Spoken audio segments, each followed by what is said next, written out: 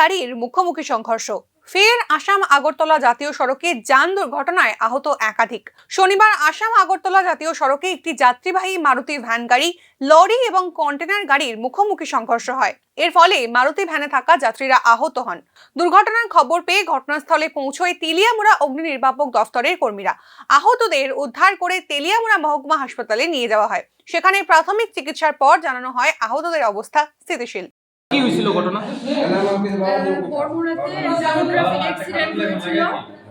Female 42 years age, সামান্য head injury আছে আর কি, স্মল কাট ইঞ্জুরি, ভমিটিং, কিছু লস অফ কনসিয়াসনেস, এগুলি এখন স্টেবল আছে। আমাদের এখানে ড্রেসিং দেওয়া হয়েছে, টক্সিক দেওয়া হয়েছে, এগুলো ঠিক আছে। কে নিয়ে? হ্যাঁ, ম্যাডাম কত জন ছিল ফায়ার সার্ভিসে? 2-3 জন ছিল ওদের সাথে, ওদের ফ্যামিলি মেম্বারও ছিল। রেফার টেফার আছে? না, রেফার হয়নি, রেফার করতে লাগেনি, পেশেন্ট স্টেবল আছে। ঠিক আছে।